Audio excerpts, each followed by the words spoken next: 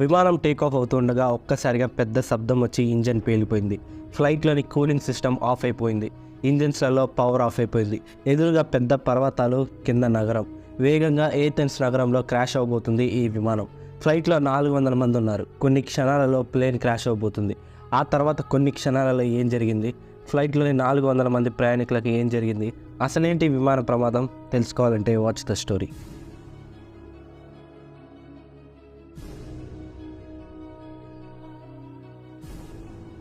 అది 1978 August 9 grace రాజధాని ఏథెన్స్లోని Helicon international airport. ప్రతిరోజులానే ఆ రోజు కూడా ఎయిర్పోర్ట్ సందడిగా ఉంది. ఆ రోజు చాలా విమానాలు ఈ ఎయిర్పోర్ట్ నుండి టేకాఫ్కి రెడీగా ఉన్నాయి. వాటిలో ఒకటి ఒలింపిక్ ఎయిర్లైన్స్ ఫ్లైట్ 411. ఈ ప్లేన్ గ్రీస్ రాజధాని ఏథెన్స్ నుండి న్యూయార్క్కి వెళ్ళబోతుంది. ఇది 4 ఇంజిన్ బోయింగ్ 747 విమానం. ఫ్లైట్లోకి మెల్లమెల్లగా ప్యాసింజర్స్ ఎక్కుతూ ఉన్నారు. ఫ్లైట్ క్రూ అన్ని చెకింగ్స్ చేస్తూ ఉన్నారు. ప్లేన్లోకి 160 టన్నుల ఫ్యూయల్ని కూడా లోడ్ చేశారు. అలా కొంతసేపటి తర్వాత ఫ్లైట్ టేకాఫ్కి రెడీ అయింది. ఈ ప్రయాణానికి ఫ్లైట్ కెప్టెన్ 55 ఏళ్ల సిఫిస్ మిగాడిస్.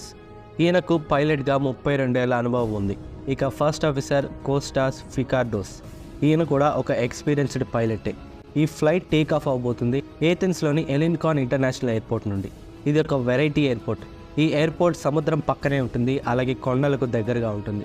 ఈ ఎయిర్పోర్ట్ పైలట్స్కి చాలా ఇబ్బందికరమైన ఎయిర్పోర్ట్. ఇందులో 2 రన్వేస్ మాత్రమే ఉంటాయి, అవి కూడా ఒకే డైరెక్షన్లో ఉంటాయి. దీంతో న్యూయార్క్ వెళ్ళే ఫ్లైట్ టేకాఫ్ అయిన వెంటనే పక్కకి టర్న్ అవ్వాలి. అలా టర్న్ అయ్యి సముద్రం మీద నుండి ఈ ఫ్లైట్ ప్రయాణించాలి. ఇది అందరి పైలట్స్కి అలవాటే. ఇదే దారిలో ప్రతిరోజు చాలా విమానాలు ప్రయాణిస్తాయి.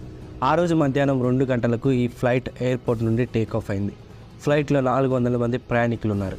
వీరిలో ఎక్కువ మంది యుఎస్ సిటిజన్స్ ఉన్నారు.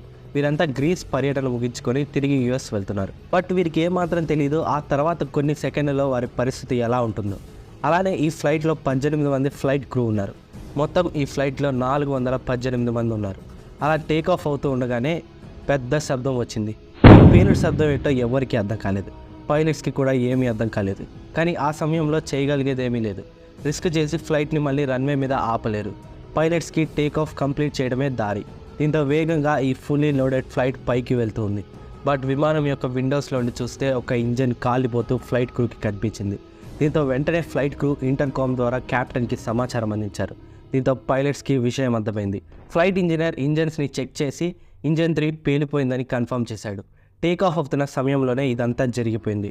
అలా కొన్ని క్షణాల తర్వాత ఈ ఫ్లైట్ కేవలం 209 అడుగుల ఎత్తుకు మాత్రమే చేరుకుంది. ఇక ఇంతకు మించి ఎత్తుకు చేరుకోవడానికి ఫ్లైట్ ఇంజన్స్ పవర్ సరిపోవట్లేదు.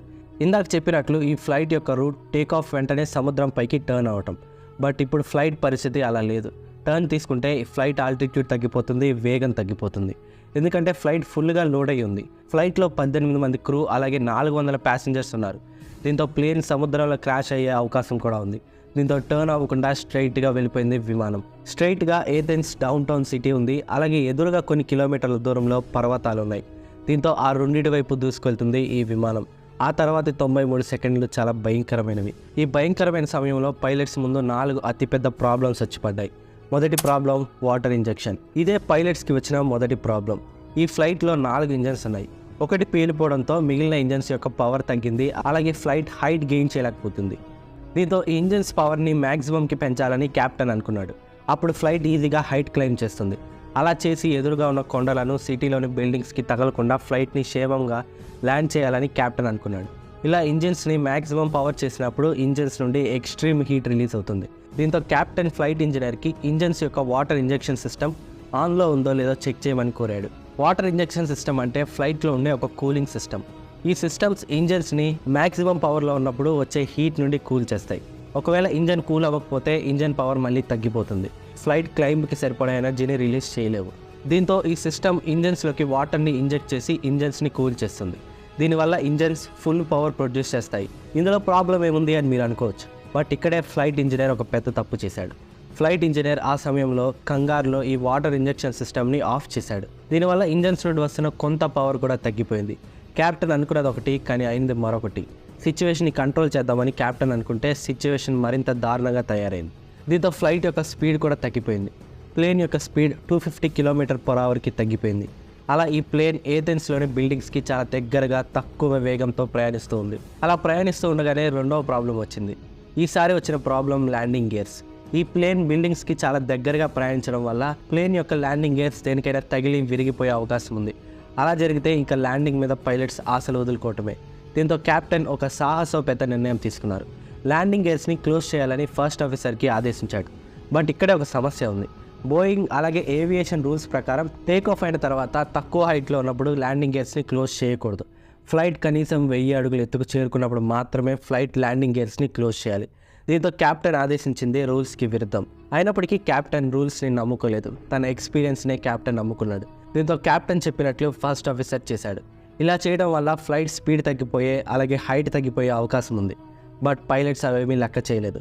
ఫ్లైట్ కూడా హైట్ తగ్గలేదు. అలా ఆ హైట్లోనే ప్రయాణిస్తూ ఉంది. అప్పుడే మూడవ సమస్య కూడా వచ్చింది. ఈ మూడవ సమస్య ఫ్లైట్ యొక్క హైట్. ఫ్లైట్ ఏథెన్స్ సిటీలోని బిల్డింగ్స్కి చాలా దగ్గరగా డేంజరస్గా ప్రయాణిస్తూ ఉంది. ఇది ఒక బిజీ సిటీ. ఎప్పుడు మనుషులు పర్యాటకులతో బిజీగా ఉంటుంది. దీంతో ప్లేన్ సిటీలో క్రాష్ అయితే సిటీలో ఉన్న వారికి కూడా ప్రమాదమే. కెప్టెన్ ఫ్లైట్ స్పీడ్ని అలాగే ఆల్టిట్యూడ్ని పెంచడానికి చాలా టెక్నిక్స్ వాడాడు. బట్ అవేమీ సక్సెస్ కాలేదు. అలా స్పీడ్ తగ్గుతూ ఉంది, హైట్ కూడా తగ్గిపోతూ ఉంది. కొన్ని బిల్డింగ్స్ మీద ఉన్న యాంటీనాస్ ఫ్లైట్కి తగిలి విరిగిపోయాయి. ఆ సిటీలోని ఎత్తైన బిల్డింగ్ ఇంటర్ అమెరికన్ టవర్. ఇది ఒక 14 స్టోరీడ్ అపార్ట్మెంట్. ఈ బిల్డింగ్కి చాలా దగ్గరగా ఫ్లైట్ ప్రయాణించింది. ఫ్లైట్లోని ప్రయాణికులు బిల్డింగ్లోని మనుషులను కూడా చూశారు. దీన్ని బట్టి అర్థమవుతుంది ఈ ఫ్లైట్ ఎంత తక్కువ ఎత్తులో ప్రయాణిస్తుందో. క్షేమంగా బయటపడే దారులు మెల్లమెల్లగా మూసుకుపోతున్నాయి. ఎందుకంటే పైలట్స్ ఎదురుగా ఒక దృశ్యం కనిపించింది. అదేదో కాదు, ఎదురుగా ఒక పర్వతం ఉంది. బట్ ఆ పర్వతం కంటే ఫ్లైట్ కొంచెం ఎత్తులోనే ఉంది. దీంతో ఆ పర్వతం మీదుగా ఫ్లైట్ని తీసుకువెళ్లారు పైలట్స్. కేవలం 9 అడుగుల తేడాతో పర్వతాన్ని దాటింది ఫ్లైట్. బట్ ఆ తర్వాత రాబోయే పర్వతం అంతకంటే పెద్దది. మొదటి పర్వతాన్ని దాటిన తర్వాత ఫ్లైట్ హైట్ మరింత తగ్గిపోతూ ఉంది. ఫ్లైట్ హైట్ 209 అడుగుల నుండి 200 అడుగులకు తగ్గిపోయింది. దీంతో క్షేమంగా బయటపడే ఆనవాళ్ళకి కనపట్లేదు. దీంతో పైలట్స్ ఎమర్జెన్సీ ల్యాండింగ్కి ఏదో ఒక ప్రయత్నం చేయాలి. బట్ పైలట్స్ ముందున్న మెయిన్ ప్రాబ్లం రేడియో సిస్టమ్ కూడా ఫెయిల్ అయిపోయింది. మరోపక్క ఫ్లైట్ ఇంజనీర్ ఇంకా ఇంజిన్స్ని స్టార్ట్ చేయడానికి విశ్వ ప్రయత్నాలు చేస్తున్నాడు. అలా మెల్లమెల్లగా ఆ విమానం 2వ పర్వతం దగ్గరకు వస్తుంది. కొన్ని క్షణాలలో ఈ విమానం పర్వతాన్ని ఢీ కొట్టబోతుంది. అలా సెకండ్లు గడిచే కొద్దీ ఫ్లైట్ పర్వతం దగ్గరకు వస్తూ ఉంది. ప్రయాణికుల గుండెలు గట్టిగా కొట్టుకుంటున్నాయి. ఫ్లైట్ క్రాష్ అయిపోతుందనే విషయం అందరికీ అర్థమైపోయింది. దీంతో క్యాబిన్ అంతా గందరగోళంగా మారింది. అరుపులు, ఏడుపులు, ప్రార్థనలు మొదలుపెట్టారు ప్యాసింజర్స్. ఫ్లైట్ని పర్వతం నుండి ఒక పక్కకి టర్న్ చేయొచ్చుగా అని మీరు అడగచ్చు. బట్ అలా చేసిన ఇందాక చెప్పినట్లు ఫ్లైట్ క్రాష్ అయిపోతుంది. బట్ ఆ క్షణంలోనే ఒక అద్భుతం జరిగింది. ఫ్లైట్లో ఒక్కసారిగా వాటర్ ఇంజెక్షన్ సిస్టమ్ ఆన్ అయింది. ఒక్కసారిగా మిగిలిన 3 ఇంజన్స్ ఫుల్ పవర్ని జనరేట్ చేశాయి. ఫ్లైట్ ఇంజనీర్ కృషి చివరి సెకండ్లో ఫలించింది. ఇంజన్స్ ఒక్కసారిగా స్పీడ్ అందుకోవడంతో పైలట్స్ వెంటనే ఫ్లైట్ని పక్కకి టర్న్ చేశారు. అలా టర్న్ చేసి ఫ్లైట్ని సముద్రం మీదకు తీసుకువెళ్లారు. అక్కడ సముద్రంలో ఫ్యూయల్ని డంప్ చేశారు. ఇందాక చెప్పినట్లు ఫ్లైట్లో 160 టన్నుల ఫ్యూయల్ లోడ్ చేశారు. దీంతో ఫ్లైట్ వెయిట్ కూడా పెరిగింది.